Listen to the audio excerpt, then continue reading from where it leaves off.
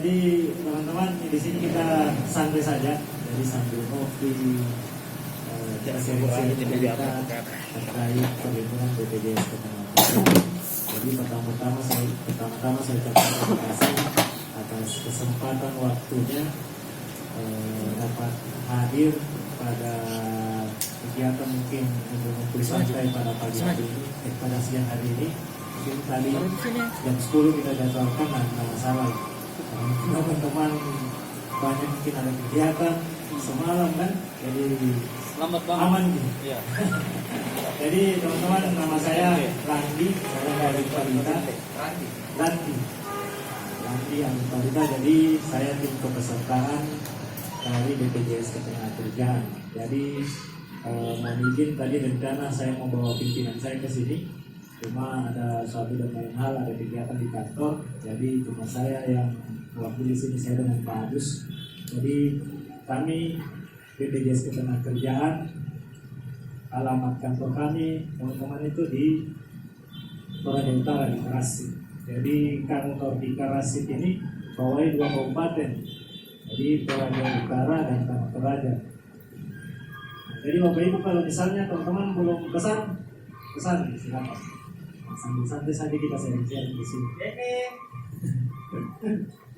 Nah, jadi kantor itu ada di Karasit, jadi bawahi 2 kabupaten, Toraja Utara sama Tanah Toraja. Kebetulan kami di lapangan itu ada 2 orang, saya sendiri, ada satu lagi ibu, tapi yang beliau yang satunya itu bawahi Toraja Utara. Nah, kebetulan kemarin ketemu Pak Yansen, jadi mungkin ada beberapa wartawan saya ketemu kemarin bagaimana kita kalau kumpul-kumpul dengan teman-teman wartawan atau media. Jadi supaya, karena di pikiran saya teman-teman media atau wartawan ini mobilisasinya tinggi di lapangan kesana kemari. Nah, jadi itu butuh perlindungan jaminan sosial ketenagakerjaan. Saya pikirnya teman-teman ini pekerja juga. Nah, dan itu bisa menjadi peserta BPJS Ketenagakerjaan. Mungkin karena belum tersosialisasikan, jadi pasti banyak bertanya apa ini BPJS Ketenagakerjaan. Padahal sudah ada kami BPJS Kesehatan.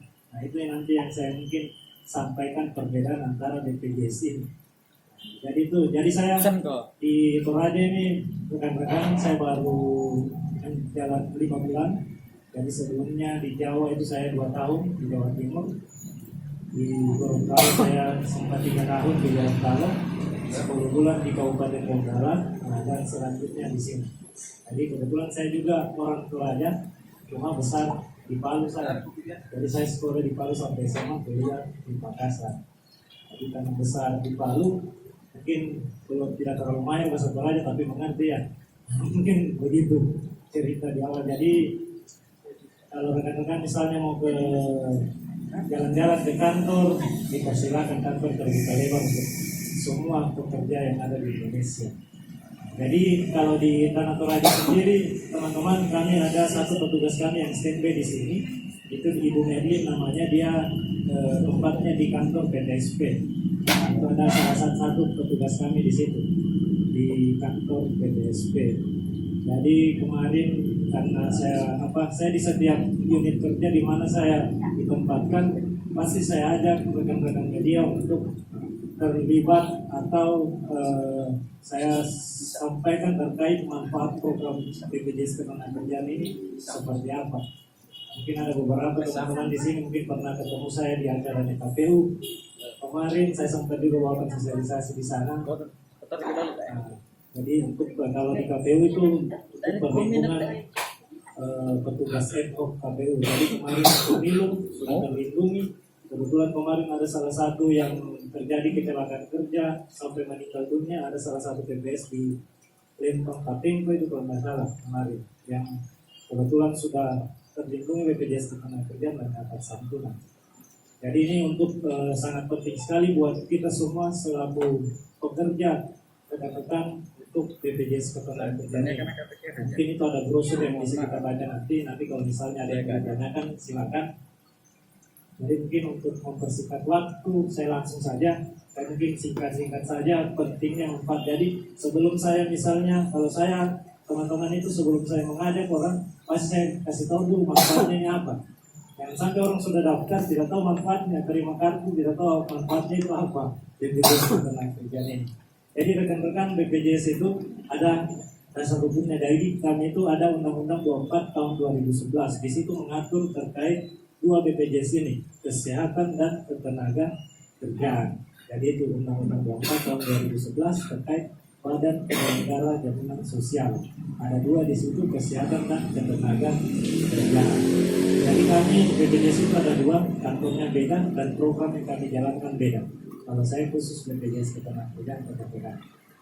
Jadi mungkin di awal saya jelaskan dulu perbedaannya. Kalau mungkin saudara kami BPJS Kesehatan itu perlindungan kalau misalnya kita sakit-sakit biasa, istilahnya itu sakit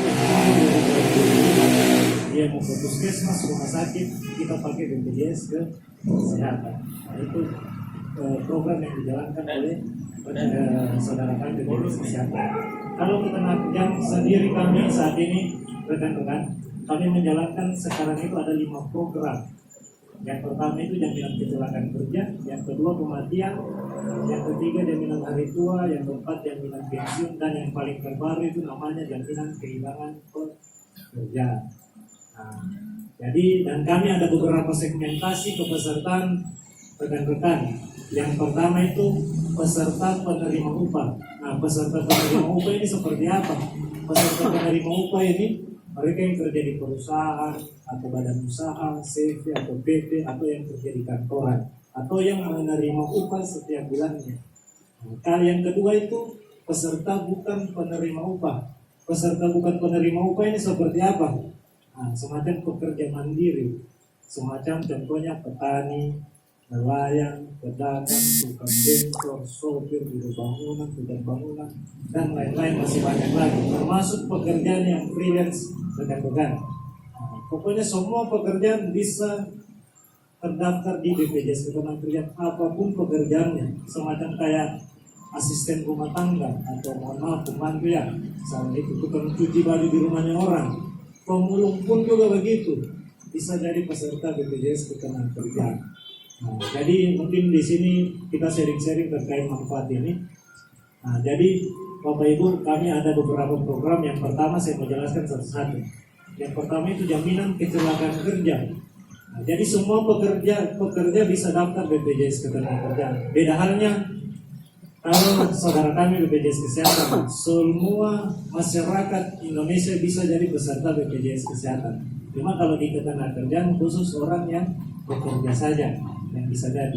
Dulu rekan-rekan kami itu sebelum BPJS Ketenagakerjaan, waktunya sebelum menjadi jaminan sosial itu dulu jam sostek namanya. Mungkin kita pernah kerja di perusahaan, kita tahu jam sostek ya. Mungkin lebih dikenalin jam sostek. Nah, dan itu jam sostek, waktunya jam sostek kita itu masih asuransi rekan-rekan. Nah, di bawah Kementerian BUMN. Nah, begitu halnya juga BPJS Kesehatan dulunya itu ASKES mereka, asuransi kesehatan. Nah, sekarang sudah bertransformasi semua menjadi jaminan sosial. Kami itu dibawahi langsung oleh Presiden, jadi tidak dibawa kementerian lagi, jadi badan hukum publik. Nah, jadi itu BPJS sekarang. Jadi bukan asuransi tapi sifatnya jaminan sosial. Antara asuransi dan jaminan sosial ini berbeda. Kalau asuransi berapa premi yang kita bayarkan itu juga manfaat yang kita terima. Kalau jaminan sosial Bapak Ibu, kita bayar iuran sekian, terjadi resiko, sudah ada manfaat memang yang kita terima. Jadi kita di sini non profit ya kalau BPJS Ketenagakerjaan, karena sifatnya itu jaminan sosial, gotong royong. Nah, semacam halnya juga BPJS Kesehatan begitu. Saya masuk di program yang pertama, jaminan kecelakaan kerja. Apa itu jaminan kecelakaan kerja? Jadi jaminan kecelakaan kerja di sini rekan-rekan ada perlindungan, ada ruang lingkupnya. Jadi perlindungan kita dari kita berangkat kerja, pulang kerja, atau pada saat kita bekerja. Nah, itu ruang lingkupnya. Jadi perlindungannya di situ pada saat kita bekerja, pulang kerja, atau pada saat kita bekerja. Nah, ketika terjadi resiko kecelakaan, misalnya mohon maaf ini saya contohkan teman-teman, misalnya daftar sebagai wartawan, misalnya pergi cari atau berangkat dari rumah misalnya ke tempat kita misalnya meliput. Mohon maaf ini terjadi kecelakaan di jalan. Nah, itu termasuk contoh kecelakaan kerja Bapak Ibu. Misalnya kita meliput ada demo atau unjuk rasa, ricu sampai kita misalnya karena tidak tahu kan, karena pukul sampai luka-luka.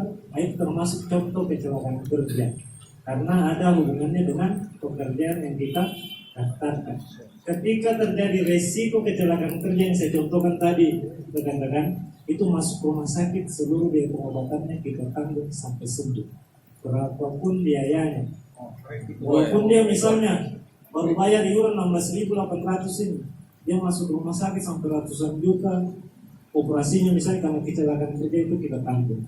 Nah, ketika yang bersangkutan misalnya ada peserta kecelakaan dirawat inap di rumah sakit, itu fasilitasnya kelas 1 rumah sakit pemerintah, rumah sakit kelas 2 rumah sakit swasta.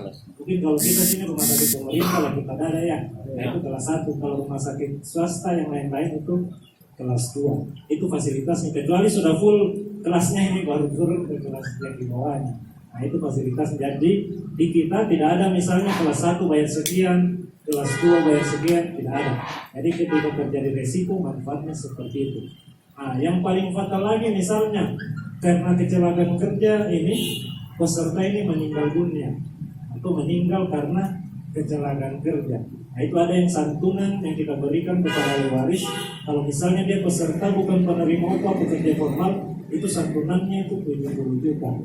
Nah, itu 70 juta ditambah kalau misalnya dia ada anaknya yang sekolah 2 orang, kita kasih beasiswa dari TK sampai kuliah. Nah, itu manfaatnya rekan-rekan ketika terjadi risiko kecelakaan kerja. Jadi kalau misalnya belum menikah ya tidak ada manfaat beasiswa ya, masih lajang. Jadi manfaat santunan kematian itu kita berikan kepada ahli waris, bukan kepada yang meninggal ya, kepada ahli warisnya. Ya? Berlaku BPJS kalau menikah. Menikah. Oh tidak. Tidak berlaku untuk orang ngomong menikah. Nah, jadi itu rekan-rekan kalau misalnya terjadi risiko kecelakaan kerja. Kalau orang misalnya dia kerja di perusahaan, manfaat meninggal karena kecelakaan kerja itu 48 dikali upahnya sebulan. Tapi untuk pekerja informal, pekerja mandiri atau freelance itu 70 juta ditambah beasiswa untuk 2 orang anak.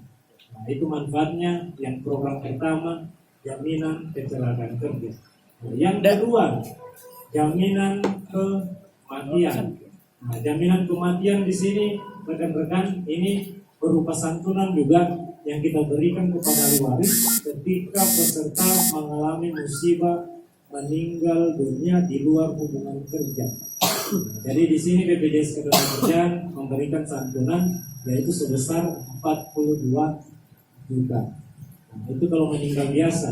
Kalau yang pertama tadi meninggal karena kecelakaan kerja. Kalau ini meninggal di luar hubungan kerja, mungkin dia tiba-tiba tidur meninggal. Tapi dia sudah jadi peserta BPJS Ketenagakerjaan. Itu santunannya 42 juta. Ketika peserta ini meninggal biasa, ada manfaat tambahan beasiswa juga di sini rekan-rekan. Tapi minimal kepesertaan itu 3 tahun untuk dapat beasiswa. Kalau misalnya kepesertaannya belum 3 tahun, ahli waris hanya mendapatkan santunan 42 juta. Beda halnya kalau meninggal karena kecelakaan kerja, manfaat beasiswa ini tanpa melihat kepesertaannya berapa lama, itu langsung mendapat beasiswa. Nah, kalau meninggal karena kecelakaan kerja. Nah, itu program yang kedua. Jadi ngeri-ngeri sedap ya. Terkait bicara ketenagakerjaan terkait celaka meninggal, saya mau celaka ya kan. Jadi Bapak Ibu ini perlindungan kita istilahnya bukan misalnya kalau ada orang saya ajak daftar, bukan kita bilang kita mau minta celaka mau meninggal, tidak. Karena di sekarang itu rekan-rekan antara BPJS Kesehatan dan Ketenagakerjaan itu tiap rumah sakit juga sudah bisa membedakan. Kalau misalnya dia bekerja, dia kecelakaan kerja, masuk rumah sakit tidak ada BPJS Ketenagakerjaan, itu masuknya umum, tidak ditanggung BPJS Kesehatan. Jadi kalau misalnya kita mungkin sudah punya BPJS Ketenagakerjaan, kita bekerja, kita daftar lagi BPJS Ketenagakerjaan. Nah ada di situ perlindungan terkait kecelakaan kerja atau sampai musibah meninggal. Jadi ini kita sedia payung sebelum hujan lah. Nah, jadi itu terkait kecelakaan kematian. Yang ketiga, jaminan hari tua. Nah, jaminan hari tua ini mungkin kita sudah tahu, dia ini tabungan Bapak Ibu. Jadi kalau misalnya rekan-rekan daftar BPJS Ketenagakerjaan, ikut hari tua, ada tabungan hari tuanya. Kita bisa cairkan nanti kalau misalnya kita sudah tidak kerja lagi, atau misalnya kartunya kita sudah inaktif, kita bisa cairkan hari tua kita ini. Yang keempat itu yang terakhir jaminan pensiun. Nah, tapi jaminan pensiun ini program diperuntukkan untuk mereka pekerja formal atau penerima upah yang kerja di kantoran, perusahaan, dan lain-lain. Jaminan pensiun sama semacam tabungan juga rekan-rekan bisa dicairkan nanti usia kita pensiun. Nah, mungkin kalau rekan-rekan di sini mungkin freelance semua ya, teman-teman di lapangan ya. Jadi masuk di segmentasi bukan penerima upah. Mari Pak. Satu yang bukan freelance Pak, itu humas yang boleh.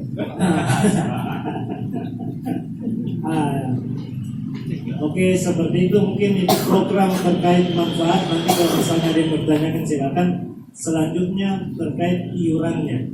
Nah, jadi kalau teman rekan-rekan mungkin freelance di sini masuk segmentasi kepesertaan bukan penerima upah atau pekerja formal. Itu iuran 2 program rekan-rekan. Jaminan kecelakaan kerja kematian mungkin kita bisa lihat di brosur itu 16.800 per orang per bulan.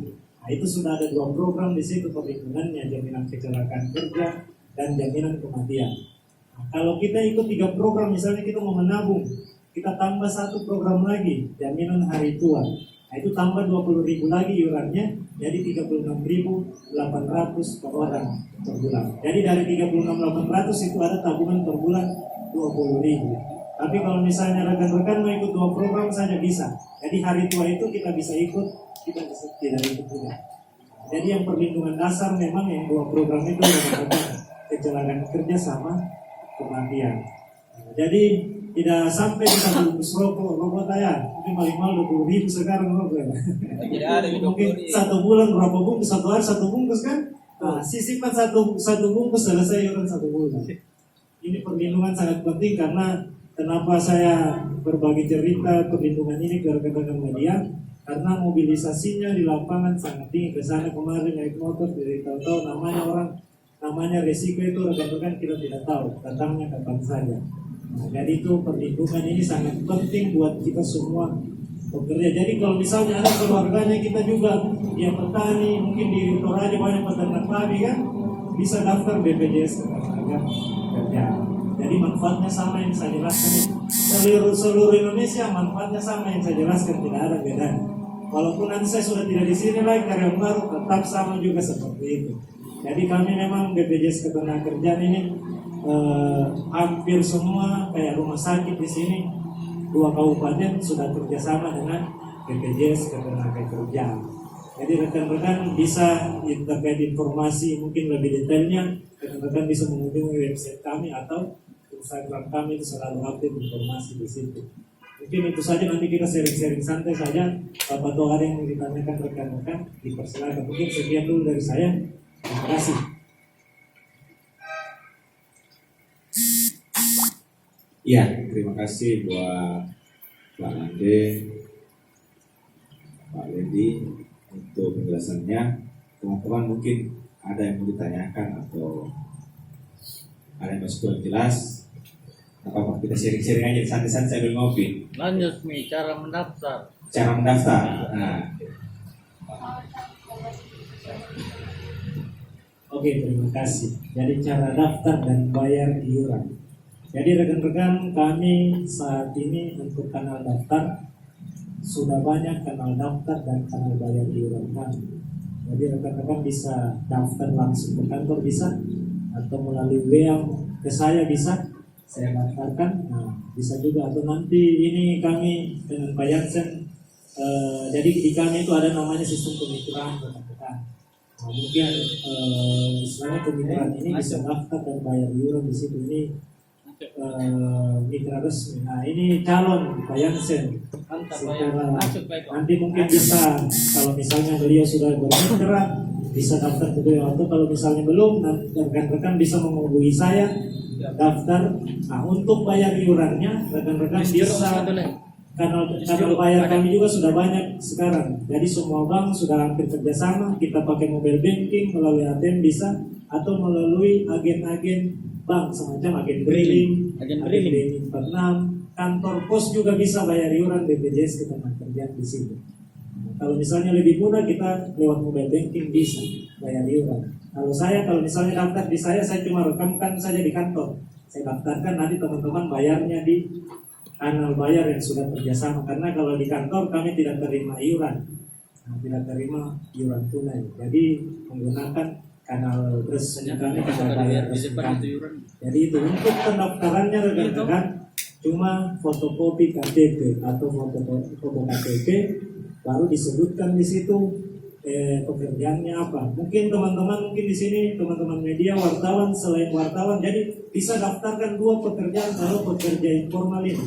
Mungkin selain wartawan rekan-rekan mungkin juga berdagang, atau selain wartawan rekan-rekan juga mungkin bertani atau beternak. Nah, bisa juga seperti itu. Jadi seperti itu. Jadi untuk pekerja informal ini ada batas usia maksimal yaitu 65 tahun. 65 tahun itu cuma syarat pendaftaran awal saja rekan-rekan. Kalau misalnya kita daftar 64 tahun sekarang tapi kita masih aktif bekerja sampai 70, yang penting iurannya tidak pernah putus, itu masih berlanjut ke pesertaannya. Jadi rekan-rekan saya sampaikan juga ketika kita sudah terdaftar, jangan sampai kita telah bayar iuran selama 3 bulan berturut-turut. Karena kalau misalnya kita lupa bayar selama 3 bulan berturut-turut, otomatis mengaktif kartunya nanti. Kalau misalnya kita pada saat mendaftar kita mau langsung bayar iuran sekaligus 3 bulan ke depan atau 6 bulan atau langsung 1 tahun pun juga bisa. Jadi itu. Jadi Bapak Ibu, rekan-rekan, daftar BPJS Ketenagakerjaan ini misalnya kita baru terdaftar hari ini, mohon maaf. Berapa jam kemudian misalnya kita sudah aktif ini kepesertaan kita bayar 16.800. Kita setelah kita aktif ini berapa jam kemudian kita terjadi resiko, apa itu kecelakaan kerja ataupun meninggal dunia, itu kita langsung tahu. Jadi pada saat dia daftar iurannya masuk, pada saat itu kedua kepesertaannya langsung aktif, tidak menunggu 1 minggu atau 2 minggu baru aktif. Jadi pada saat itu juga langsung aktif. Ketika terjadi resiko misalnya, mohon maaf, yang paling fatal misalnya meninggal dunia, kita kasih 42 juta santunannya. Jadi tidak melihat kepesertaannya baru berapa lama, iurannya misalnya baru 16.800, karena ini bukan asuransi tapi jaminan sosial. Dan itu bedanya antara asuransi dan jaminan sosial. Mungkin masih ada lagi yang bertanya rekan-rekan. Ya. Mungkin ada yang mau pesan dulu. Bapak pesan dulu Pak. Saya ada pertanyaan Pak. Saya pertanyaan begini. Kebetulan ibu saya almarhumah dulu waktu masih hidup, dia ada pensiun Pak. Ya. Jadi setiap bulan itu dipotong 100.000 di BPJS. Ya, jadi waktu itu saya ke Rantelemo, saya bilang saya masukkan ibu saya di BPJS tapi dengan catatan dipotong gajinya per bulan. Nah pertanyaan saya Pak, ketika ibu saya meninggal apa sudah otomatis hilang sama sekali? Ya. Ini pensiun ini masih dipotong BPJS ya? Iya. Jadi kita ulangi lagi. Dia masuk di Mandiri. Oke. Mandiri ibu saya. Siap. Nah, jadi dengan Pak siapa Pak? Rasid Mapadang. Rasid Ya. Rasid Mapadang, ada bangsat dari Tampung. Jadi salam kenal Pak, saya Landi Pak. Ada bangsat dari Tampung. Terkait pertanyaannya Pak Rasid, mungkin kita itu berbicara terkait BPJS Kesehatan. Nah, mungkin karena memang Oh kita tenaga kerjaan ini? Iya. Oh aduh, I'm sorry. Makanya saya bilang saya kembali. Saya baru datang sini. Nggak apa-apa kita sharing sini aman-aman deh. Jadi BPJS itu ada 2, ada kesehatan dan ketenagaan. Kebetulan Bapak yang tangani BPJS Ketenagakerjaan. Oke baik, saya sambung lagi Pak. Saya baru datang bahwa terima kasih pada saat kami mendaftar selaku media atau LSM, walaupun limit waktunya baru 1 bulan, ya tetap ada respon dari BPJS Ketenagakerjaan. Iya, dengan besaran yang diberikan tadi. Ya. Gitu Pak ya. Nah, terus ini pertanyaan saya kembali Pak, bagaimana bentuk pendaftaran kami? Ya, itu yang saya baru datang Pak, minta di-review kembali. Oke. Nah, jadi kami itu ada, tadi saya jelaskan di awal, 2 segmentasi informal ini. Biasa lebih dari 1 pekerjaannya. Misalnya saya contohkan, misalnya teman-teman di sini mungkin wartawan, selepas itu mungkin bertani atau beternak. Nah, bisa daftarkan 2 pekerjaan, wartawan dan beternak. Mayoritas ini Pak, cuma bayar 16.800 per orang per bulan. Nah, makanya begini Pak, saya Kan saya baru di sini Toraja, baru sekitar jalan 5 bulan. Asli apa ini Bapak ini? Saya Toraja Ji. Oh, Nah, tapi cuma kamu saya di besar Toraja. di Palu. Oh di Palu ya. Nah, saya besar di Palu, kebetulan ada putar rotasi kemarin saya masuk di Toraja. Di Toraja, Nah, ya. jadi kalau mau komi bahasa Toraja bisa gitu. Usaha apa tuh? Nanti dibalas bahasa Indonesia. Usaha tuh bunyi ini nak. Oke lanjut Pak. Nah, jadi itu, jadi saya setiap saya ditempatkan di mana Pak, saya pasti sosialisasi perlindungan ini saya kumpulkan teman-teman wartawan dan media. Luar biasa. Karena di pikiran saya rekan-rekan wartawan media ini mobilisasinya tinggi, kesana kemari naik motor cari berita, iya kan? Namanya resiko, kita tidak tahu. Betul Pak. Kalau terjadi resiko kita tidak ada perlindungan, untung saja mohon maaf ini kita punya tabungan. Kalau misalnya terjadi resiko masuk rumah sakit kalau operasi ratusan juta, ya kan? Kalau ada perlindungan seperti ini semua sudah dialihkan ke BPJS Ketenagakerjaan. Karena pihak rumah sakit sekarang itu Pak sudah tahu membedakan ini peserta BPJS Kesehatan atau Ketenagakerjaan. Kalau ini kan kecelakaan kerja otomatis masuk ke Ketenagakerjaan BPJS Kesehatan. Jadi sedikit lagi, mungkin ada sedikit lagi Pak. Jadi saya kan baru datang, kemudian pertanyaan saya ini mungkin juga yang diharapkan dengan adik-adik. Jadi kecelakaan ini kan bukan juga pada tingkat kematian. Ada kecelakaan yang kelas ringan, ada berat. Nah, terus bagaimana responsif dari BPJS penanganannya itu Pak? Jadi begini, terkait kecelakaan itu mau dia kecil, sedang dan besar tetap kita lindungi. Maksud saya biaya kontribusi klasternya itu Pak, pembiayaannya itu apakah sama kematiannya dengan? Jadi begini, saya ulang lagi di depan. Iya ya. Jadi kecelakaan itu Pak, kita sambil merokok apa? Iya. Nah, jadi kalau kecelakaan kerja, ketika ada peserta kami kecelakaan kerja, dia masuk rumah sakit, berapapun biayanya kami tanggung. Pokoknya tidak ada unlimited sesuai indikasi medis. Yang penting dia kecelakaan kerja. Jangan sampai misalnya dia pulang malam, dia singgah ke kafe, mabuk, jatuh. Itu maaf yang seperti tidak ya. Enggak, biasanya juga begini Pak. Wartawan ini kan ada juga klaster overtime-nya. Iya, sekalipun sudah selesai tugas di jam 4 sore Pak, tetapi ada overtime Pak. Mereka refreshing, tapi belum tiba di rumah. Ini pertanyaannya adik-adik ini. Apakah masuk dalam klaster kontribusi yang direspon oleh BPJS? Ya, gitu. Begini Pak, jadi kami di BPJS itu memang ada bagian-bagian khususnya, apalagi namanya tim verifikator klaim ketika ada resiko. Nah, jadi kalau misalnya ada laporan, kan, walaupun belum memberitahukan secara resmi dari kami, setidaknya mungkin melalui laporan kronologis kecelakaannya itu seperti apa. Karena memang teman-teman wartawan mungkin kerjanya ya kita anggaplah 24 jam, ya toh, semacam halnya kayak aparat Lemang kan. Nah, semacam halnya seperti itu kan. Kalau aparat Lemang di sini sudah semua daftar Pak di kami. Nah, jadi mereka sudah terlindungi di BPJS Ketenagakerjaan. Jadi begitu. Jadi kalau misalnya di luar mungkin tidak ada di jam kerjanya, ya toh, makanya kita anggap di 24 jam. Kalau misalnya itu ada resiko selama pokoknya ada hubungannya dengan pekerjaan pasti kita cover. Kecuali misalnya dia terdaftar dan tidak bayar iuran, nonaktif kartunya, itu yang jadi masalah. Dan itu yang bisa daftar di kami Pak. Maaf orang yang bekerja saja. Jadi itu yang membedakan peserta kami dengan BPJS Kesehatan. Kan kalau kesehatan anak yang baru lahir pun bisa jadi peserta. Kalau kami 17 tahun ke atas dan syaratnya harus punya pekerjaan. Misalnya kita, izin Pak, saya tambahkan lagi sedikit. Kalau misalnya ada keluarganya kita juga mereka bertani, berkebun, beternak, bisa kita daftar. Karena mereka itu bekerja juga. Yang salah itu kalau misalnya dia sudah sakit-sakitan, kita daftarkan, itu salah satu mohon yang tidak bisa dikami. Karena orang tahu ada santunan 42 juta, karena 42 juta ini apapun penyebabnya meninggal. Ya toh? Penting meninggal dunia. Nah, ini sebenarnya saya tidak mau sampaikan itu karena ada yang bertanya. Begini Pak BPJS, saya rasa adik-adik yang hadir sekarang ini akan ikut mendaftar. Kenapa? saya lihat dia punya pendapatan adik-adik per hari itu 200.000 paling kurang itu. Satu Satu hari nih 20 Pak. Jadi pendapatannya adik-adik nih, Pak itu 1 hari 200.000 dikali 1 bulan itu. Ya sekitar 6 juta lah. Kok masa 1 bulan 16.000 sekian tidak bisa dibayar? Siap, mendaftar sekarang.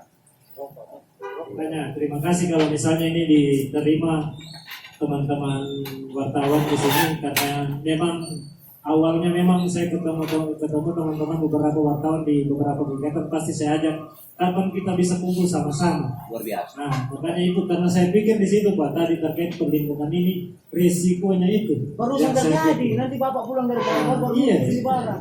Kemarin-kemarin itu kan sepi BPJS. Tidak ada komunikasi, tidak ada edukasi yang diberikan kepada siapa-siapa saja. Baru yang terjadi, makanya saya kaget teman, ada orang BPJS sekarang tidak formali dengan ada di wartawan. Sudah, terima kasih kita ke sana. Dibuli-buli. Kita bertanya bagaimana mekanisme, bagaimana prosedur menjadi seorang anggota BPJS kita kerja. Jadi saya pikir ada ini siapa? Nah, main-main ini Mbak, ini masalah hidup ini loh, meninggal. Iya, paling kurang istri kita dapat manfaatnya, anak kita dapat manfaatnya dari itu, tapi tidak diminta-minta kalian meninggal. Nah, ya. Oh Jadi, iya. begini Pak. Jadi 65 Woi mati udah. Pasti Iya, saya tidak bisa bohongi Pak. Di KTP ada kebijakan tuh somasi ya. 65 Pak. Kepala sudah ini Pak, sudah selesai. Yang bilang dari Jadi begini, rekan-rekan, terkait yang usianya 45 tahun. Jadi kami tadi ada 2 segmentasi kepesertaan. Memang kalau segmentasi kepesertaan yang peserta bukan penerima upah formal, memang maksimal pada saat dia mendaftar 65 tahun. Tapi kalau misalnya rekan-rekan, kalau misalnya rekan-rekan dibawahi oleh media, misalnya apa ya, ada kantornya, berbadan usaha. Nah, misalnya mungkin ada dibawahi oleh media ya, itu didaftarkan di situ tidak ada batas usia. Begini Pak, Mungkin saya itu anunya kalau misalnya sudah ada yang 65 tahun, karena 65 tahun ini sistem yang tolak bukan saya, karena Aplikasi yang secara aturan, tolak. aplikasi ini. Kecuali kita manual bisa kita kondisikan ya. berarti Kalau dulu Pak, berbicara dulu untuk pekerja bukan penerima upah ini batas usianya itu 60 tahun. Tapi kami di daerah bersuara ke kantor pusat, bahwasannya di daerah itu kita ketemu orang usia 70 tahun, 60 tahun ke atas itu masih sehat dan bekerja. Makanya usia pekerja informal itu pendaftaran dinaikkan 5 tahun menjadi 65 tahun. Tapi tidak tahu ke depannya apakah ditambah atau tidak. Nah, itu nih yang saya kasih solusi tadi. Kalau misalnya